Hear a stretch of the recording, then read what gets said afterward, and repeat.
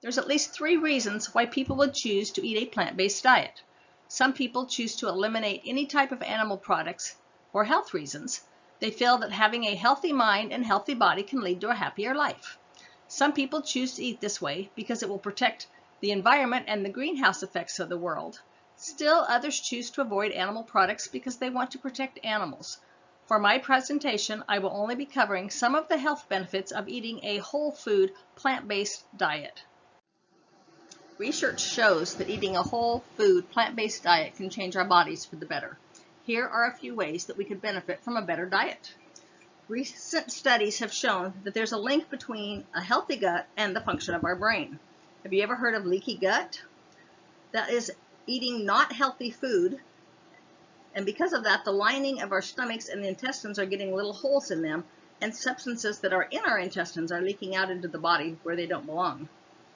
Studies show that excessive consumption of saturated fats, trans fats, sugars, and salts, as well as low consumption of vegetables, fruit, and whole grains are causing an increase in obesity, all of which can shorten life expectancy and harm the quality of life.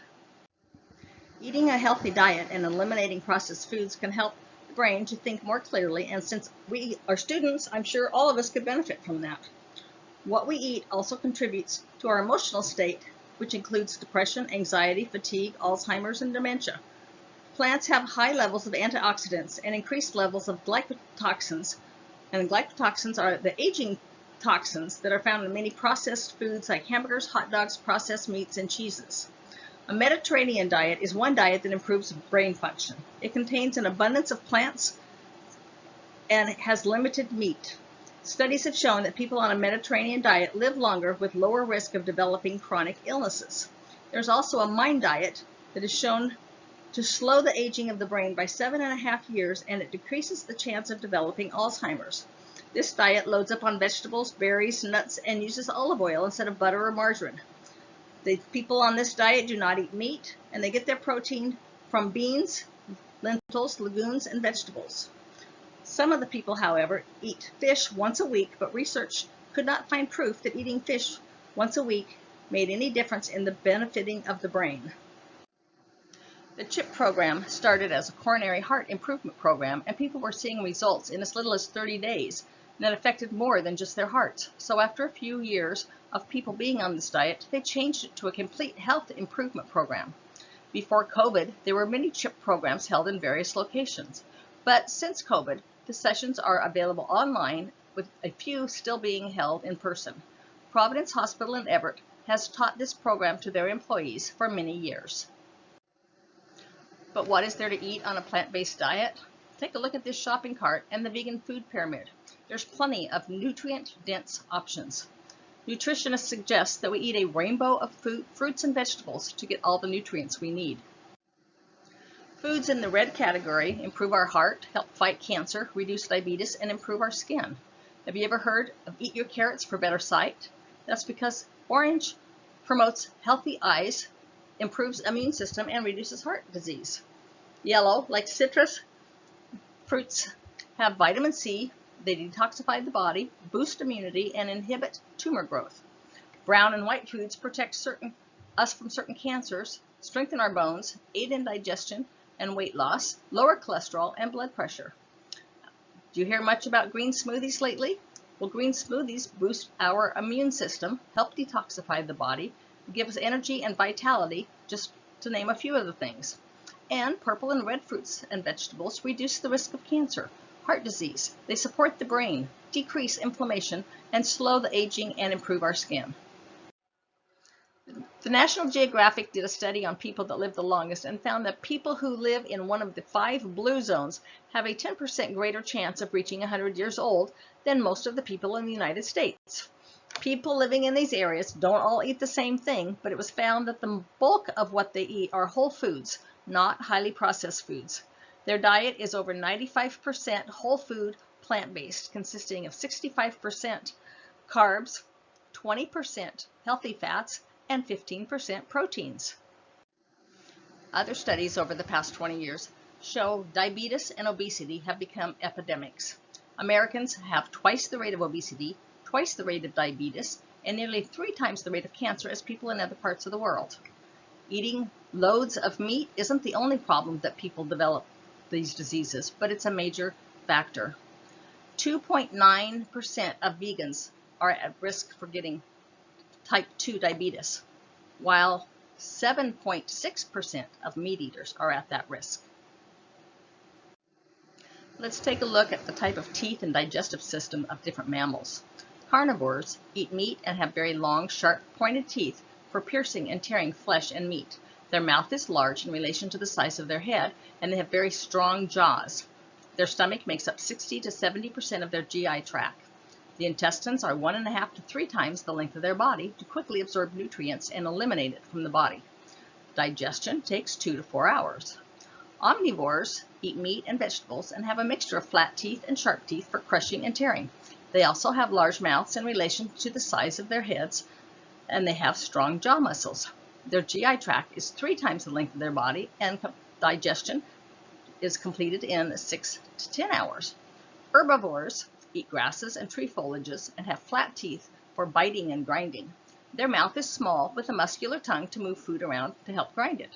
Their GI tract is 20 times the length of their body, and food stays in there from 24 to 48 hours so that it can absorb all the nutrients from the plant materials before they are eliminated. Frugivores survive entirely on fruits, roots, shoots, nuts, and seeds. They are flattened incisors and molars for chewing their food and a few sharper teeth for defense. Their mouth is small with a muscular tongue to move food around. Their intestines are 9 times the length of their bodies, and digestion takes 12 to 18 hours. The human teeth are blunt and flat, and mostly for grinding. There's one set of blunt canine teeth. Their mouth is small with a muscular tongue to move the food around, and then they grind it. They are built more like the herbivores and the frugivores and are intended to grind, not tear food apart. Human intestines are 9 times the length of their body, with a digestion taking 12 to 18 hours before eliminating. The jaws of both carnivores and omnivores goes up and down. The jaws of herbivores, frugivores, and humans move lateral and forward to aid in moving the food around and grinding it. The GI tract of both carnivores and omnivores is short to eliminate the food quickly. Let's look at the jaws, the teeth of the anatomy, and it leads us to believe that humans are not intended to rip apart flesh. The saliva and urine of the carnivores and omnivores is acidic, while herbivores, frugivores, and humans is alkaline. In fact, the stomach acid of carnivores is at a pH of 1. Human saliva is 6.5 to 7.5. My son did an experiment for a 7th grade science fair and tested the saliva of anyone who wanted to have theirs tested.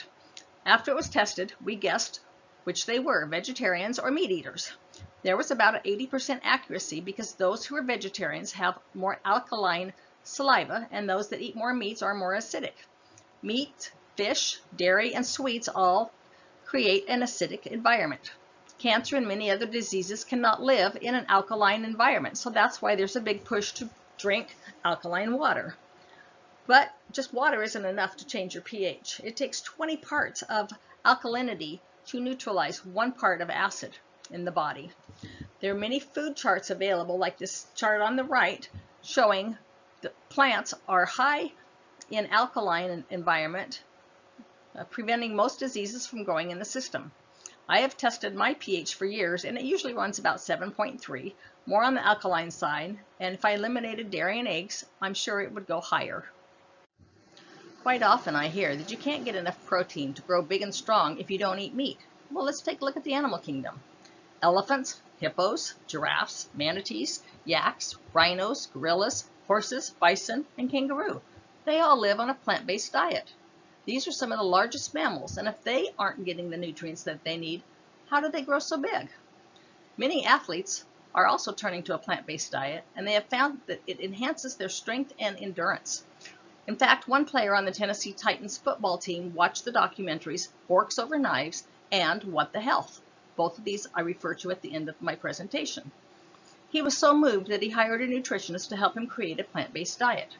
Team members noticed that he had more stamina energy, and endurance, and so they asked about his changes. So one day he shared one of his vegan burgers with them, and it was so good that they wanted his nutritionist to start making them meals. Now, 15 members on the team, plus the nutritionist, have chosen a plant-based or almost plant-based diet. Even celebrities are jumping on the plant-based food bandwagon. Celebrities like Chuck Norris, Venus Williams, Paul McCartney, Woody Harrelson, Kim Kardashian, Arnold Schwarzenegger, and even Bill Clinton have chosen to forego meat and eat strictly plant-based foods. Some of the foods that vegans get their protein from are beans, nuts, rice, and even potatoes. How about iron and calcium? Iron can be found in legumes, beans, oats, brown rice, tofu, quinoa, whole grain breads, and many more foods that are listed on this chart. We always hear that we need to drink milk to get the calcium, but milk isn't the only way to get calcium. It's available in nut milks, orange juice, seeds, beans, tofu, fortified cereals, green leafy vegetables, and much more. If I was in an accident and needed a blood transfusion, would I accept cow's blood? Of course not. Then why do so many of us accept that we need cow's milk? Cow's milk is opaque and saturated. The saturated fat is what allows the milk to transform into butter or ice cream. Human milk is transparent and unsaturated fat. Human milk will never become solid no matter how much it is churned. Cows in the dairy industry are artificially impregnated. When the calf is born, it is removed from the mother and fed formula, not given cow's milk. The baby calf is raised as veal and slaughtered while still young. These dairy cows are kept pregnant and given growth hormones in order to increase their milk productivity. Once the dairy cow can no longer produce the desired amount of milk, they are slaughtered for beef. There are 6 growth hormones that are commonly used in the U.S. dairy industry, and they have been shown to significantly increase the risk of breast cancer, prostate, and colon cancer in people who eat beef and drink milk. Why didn't we know this? Because labeling producers are not required to list the use of hormones on their product labels. Here are the different charts that we have used for food guidelines. I was reading about Louise Light, who was a nutritionist hired by the USDA to develop an early version of the food pyramid. In the early 1980s, her team submitted their recommendations for a healthy diet, and they were surprised with the revisions that were returned. The revisions emphasized processed food over fresh and whole food, downplayed the lean and low-fat meat and milk choices, and increased the servings of wheat and other grains. Her team recommended 5 to 7 servings of fresh fruits and vegetables a day, but it was replaced with 2 to 3 and then later changed to 5 to 7 because of an anti-cancer campaign. They recommended 3 to 4 servings of whole grain and cereals, but that was changed to 6 to 11. The team suggested placing baked goods with white flour at the top and recommended that they be eaten sparingly along with sugars and fats. But this was shot down, as was recommendations to eat less or to avoid too much of any certain processed or highly profitable junk food. The dietary guidelines research is funded by the 4 major food commodities: meat, dairy, eggs, and the wheat councils. So they get the final say of what the food guidelines list as what our bodies need. So why is the American diet so poor in nutrients? Look at how we are influenced. The top 25 U.S. food brands spent over $15 billion in 2014 to promote their products. These are all companies that produce processed food, and together they generate more than $1.1 billion a day. These companies sell low nutrient products that are cheap to produce while maximizing their profits. The average person, they say, consumes 71 pounds of sugar or sweetener each year. That equals 22 teaspoons of sugar per person per day. Sugar is addicting. It spikes insulin, increases appetite, causes diabetes, creates cravings for more of sugar, and it makes people feel good with the sugar high.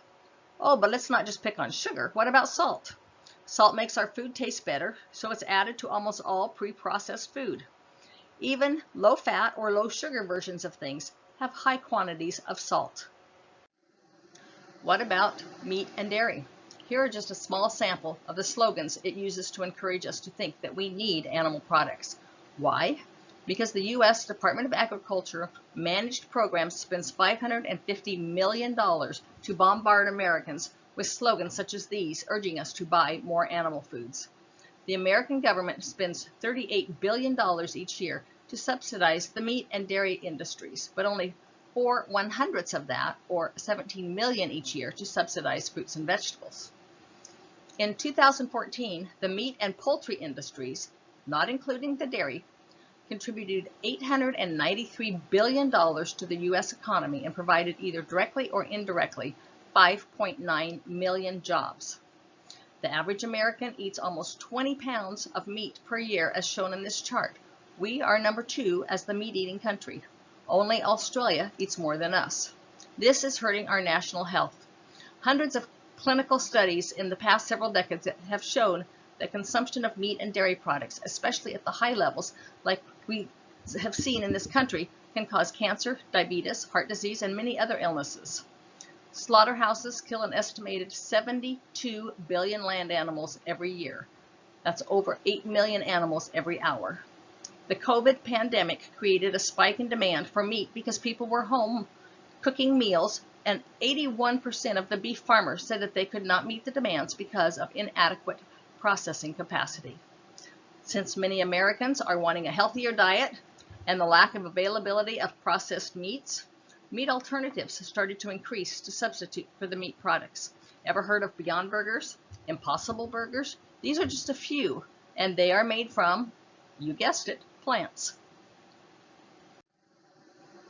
Atherosclerosis is a buildup of cholesterol causing plaque in the arteries, which restricts the blood flow to the various organs. If an artery in the heart is blocked, it causes a heart attack. If an artery in the brain is blocked, it causes a stroke. Cholesterol is a yellow, waxy, sticky fat. Our bodies produce all that it needs, but those who eat animal and animal byproducts add extra cholesterol to their bodies. We can reduce cholesterol and prevent atherosclerosis by following these guidelines. Even though we know that many diseases are caused by what we eat, the recommended food guidelines have changed very little in almost 70 years. Meat, animals, and animal byproducts are no longer the only source of protein. Beans and legumes have also been added. According to the chart on the left, we should be eating 2 ounces of meat or poultry and 3 ounces of fish. Compare that to the recommended 3 dessert spoons full of fruit or salad or a half glass of juice. Let's look at the grains, which we all know are usually processed into breads, pasta, and other foods that we consider carbs. They recommend 1 bowl of cereal. How big is the bowl? Do Fruit Loops, Frosted Flakes, and other sugar-laden cereal all qualify? Or 1 slice of bread, or 3 spoons pasta or rice. Who eats just 3 spoons of pasta? Another popular guide is the one on the lower right corner. And this one says half of your plate should be fruits and vegetables. The other half should consist of a palm-sized portion of protein, whether it is plant-based or meat product, and a quarter of the plate should be grains. The Dairy Council still weighs in to say that 3 servings of milk are needed to get our calcium. One thing I've noticed that these guidelines don't give a top-end amount of how much should be eaten, except for the recommendations of limiting foods high in fat. Maybe that is also contributing to the obesity of disease. We are simply eating too much food. Let's compare what we just saw with a plant-based food pyramid. The base of this pyramid is water. Our bodies are made up of about 70% water, so it's very important that we replenish our bodies with water every day. The next layer is vegetables and fruits. They provide fiber, antioxidants, and small amount of protein, and a wide range of nutrients and minerals. A serving size is 1 piece or a half cup of fruit with as much vegetables and as many different types as possible every day, versus the other guideline that suggested 3 dessert spoons full of vegetables or fruit. The third level is whole grains such as rice, quinoa, millet, corn, barley, and buckwheat play a big importance in a plant-based diet. One Harvard study found that eating 3 half-cup servings of whole grains a day is linked to living a longer life. The same study also found that it links lowering the risk of heart disease, stroke, and type 2 diabetes. Whole grains are good sources of fiber, protein, and vitamins. This chart recommends 6 to 11 half-cup servings of whole, not processed grains. The fourth level is our leafy green vegetables and plant-based proteins. They recommend 2 to 3 servings of legumes, which are soybeans, chickpeas, and lentils, nuts and seeds, which are all good sources of protein, and they recommend 2 to 3 servings each of leafy green vegetables. The fifth level is healthy fats, and they boost energy and heart health. They make a person feel satisfied. Avocados, nuts, seeds, plant-based milk, and olive oil are good sources. If a person chooses to include dairy and eggs instead of a strict plant-based diet, those foods would be placed in this area and should be eaten sparingly. Notice that there's not a section for sweets, saturated fats, and unhealthy foods, so those should be eliminated or eaten very sparingly. I saw one article that suggested desserts and other non-nutritious foods should be eaten no more than once a month. One of the main reasons that I decided to be a vegetarian when I was 10 was because I thought that if I eat animals that are sick or has a disease and I eat it, then I will get that disease or get sick. Does that sound impossible? Have you heard of any of these diseases? These are just a few of the diseases that have originated from various animals and have spread to humans. My ex-husband used to work in a chicken factory, and he said that they would cut off the tumors from the chickens, then throw the rest in for processing. After that, he refused to eat chicken, but he still ate other meats. The World Health Organization estimates that 60% of all human diseases originated in animals, and that 75% of new emerging diseases originate from animals. There are 2 different ways to think about what we should eat. Should we eat what we want, no matter if it's healthy for us or not? Then when we get sick, we can take medication in hopes that it will correct years of improper living, yet we will have to tolerate the side effects of the medication. Or option 2, should we choose to eat a clean, healthier diet and avoid the medication and their side effects? It is hard to make dramatic changes, and there may be some who want to accept the challenge and not eat any animal products from this day forward, but I suspect that very few would choose that option. To change your diet, there are many baby steps that can be taken. First, start with a vegetarian diet, eliminating all flesh foods a few days a week. Then, do it for all week. Then, gradually eliminate dairy and eggs. It will take a lot of learning to prepare delicious and nutritious foods. Going on a plant-based diet is good for your health and to eliminate or prevent diseases. Here are some documentaries that I found that might be of interest to you if you want more information about incorporating a plant-based diet in your lifestyle. Here's a few plant-based websites if you are interested. There are many more online, and many of them have delicious recipes. Not sure where to start? Here are some suggestions for books, magazines, movies, and the 2 documentaries that the Tennessee Titan team watched. The next 4 slides are references that I used to gather information and visuals for this presentation. Thank you for watching, and I hope it encouraged you to strive for better health. You deserve it.